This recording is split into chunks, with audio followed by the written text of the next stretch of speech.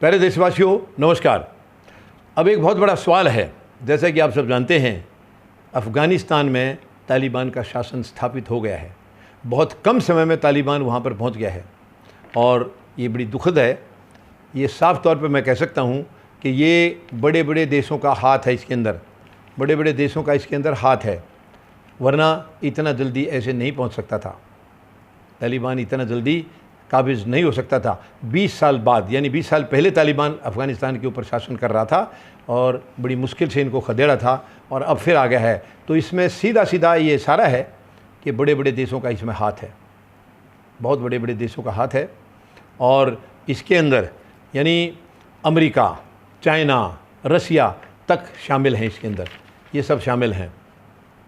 अब ये एक चिंता की बात है, अगर ये ऐसा ही था तो अमेरिका ने अपने इतने सारे सैनिक क्यों मौत के घाट उतरने दिए वहाँ पर, और इतना पैसा अमेरिका ने वहाँ लगाया है, उसका क्या कारण था? जब आपको तालिबान को ही वहाँ पर बसाना था तो ये सब करने की ज़रूरत क्या थी? ड्रामा करने की ज़रूरत क्या थी? उसी दिन इनको बिठा देते। और अब अमेरिका को कोई पछतावा भी नहीं है। अमेरिका के राष्ट्रपति का आज भी बयान आया है कि मैंने अपनी सेनाएँ वहाँ से हटा के कोई गलत नहीं किया है, मैंने अपनी सेनाएँ ठीक हटाई हैं, हमारा ये सही कदम था, सही स्टेप था। लेकिन समझदार लोग मानते हैं कि ये अमेरिका ने गलत किया है और इसमें तो यही लग रहा है कि इसकी दिलचस्पी थी। अफ़गानिस्तान के साथ में कोई ना कोई खुंदक थी इनकी, जिसकी वजह से उनके शासन को हटा दिया गया है और तालिबानों ने उनके शासन को कुचल के अपना शासन वहाँ पर स्थापित कर लिया है। तो ये दुखद है। अमेरिका जो सुपर पावर अपने आप को मानता है, पूरे देश के ऊपर अपनी कमांड समझता है, क्या उसका ऐसा रवैया सही है?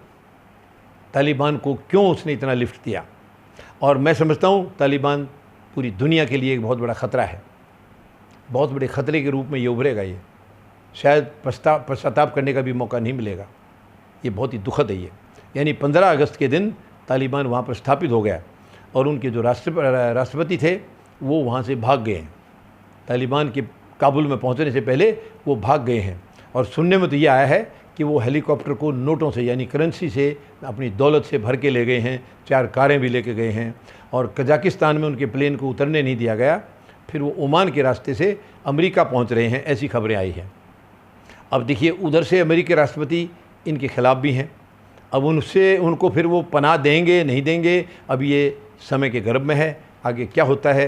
लेकिन कुल मिलाकर के ये ज़रूर है, देखिए चाइना बिल्कुल इनके साथ है, इनके साथ व्यापार करना चाहता है। और मैं समझता हूँ चाइना, रसिया, पाकिस्तान, सऊदी अरब वगैरह ये कई देश ऐसे हैं जो कि इसको मान्यता भी दे देंगे, तालिबान के शासन को रिकग्नाइज़ भी कर देंगे, वो रिकग्नाइज़ करेंगे, डेफिनेट करेंगे। तो इससे साफ जाहिर है कि ये इनकी मिली भगत थी और काफ़ी सालों से ये इनकी प्लानिंग चल रही थी। आखिर में वो इनकी प्लानिंग में कामयाब हुए हैं। और इसमें सबके अपने अपने इंटरेस्ट हैं। चाइना का अपना इंटरेस्ट है, क्योंकि चाइना को शायद भारत के ख़िलाफ़ अपने आप को कुछ मजबूत करने के लिए तालिबान की ज़रूरत पड़ेगी, ऐसा उनका मानना है, ऐसा उनका सोचना है, जो कि ये बहुत गलत है। आप किसी उग्रवादी संगठन का, उग्रवादी टाइप की जो हरकतें करता है, ऐसे संगठन की मदद लेकर के किसी देश के ख़िलाफ़ आप मजबूत अपने आप को मानते हैं तो वो कल को आपको ही रगड़ देगा। ये देखिए, एक उदाहरण है हमारे देश में भिंडरावाले का। भिंडरावाला, जनरल सिंह भिंडरावाला इंदिरा गांधी के समय में उपजा था और बहुत ताकतवर हो गया था। उनको ताकतवर बनाने में खुद हमारी उस वक्त की प्रधानमंत्री इंदिरा गांधी का हाथ था और बाद में उन्हीं के लिए मुश्किलात पैदा कर दी उन्होंने। उन्हीं के लिए इतनी बड़ी मुश्किलात पैदा कर दी कि उनके खिलाफ़ कार्रवाई की गई है। और स्वर्ण मंदिर में वो खुद छिपे हुए थे, उनके साथी छिपे हुए थे, बहुत सारा असला भी वहाँ पर छिपा के रखा था और आखिर में आर्मी को स्वर्ण मंदिर के ऊपर हमला करना पड़ा। ये दुखद है, दुखद है, ऐसी पवित्र जगह के ऊपर हमला करना पड़ा क्योंकि उन्होंने वहीं पनाह ले रखी थी और तब जा कर के उनका खात्मा किया गया था। अब वो सही था या गलत था, मैं उसके ऊपर कोई टिप्पणी नहीं कर रहा हूँ। जनरल सिंह भिंडरावाले कैसे इंसान थे, क्योंकि उनके नाम से गुरुद्वारा भी है पंजाब में। अगर गुरुद्वारा है तो इसका मतलब उसको कुछ मान्यता भी है। लेकिन जो घटनाएं हुई हैं उस वक़्त की, मैं उसके ऊपर प्रकाश डाल रहा हूँ कि ऐसे पैदा करने वाली भी मिसेज इंदिरा गांधी थी और वो बाद में ख़तरा भी उन्हीं के लिए हुआ। तो यही मैं इनको चेतावनी देता हूँ कि तालिबान भी उन्हीं के लिए ख़तरा बनेगा जिन्होंने इनको पनाह दिया है या जिन्होंने इसको आज साथ दिया है। तो ये दुखद है। इस किस्म की घटनाएं कभी भी किसी भी सरकार को नहीं करनी चाहिए। जो जेन्युइन सरकार है अगर वो कमज़ोर पड़ रही है तो उसकी मदद करनी चाहिए, ना कि किसी ऐसे संगठन को वहाँ पर स्थापित करने के लिए। ये बहुत ही गलत बात है, बहुत ही दुखद है ये। तो ये मैं समझता हूँ कि इससे कुछ आगे के लिए कुछ सीख लेंगे। धन्यवाद।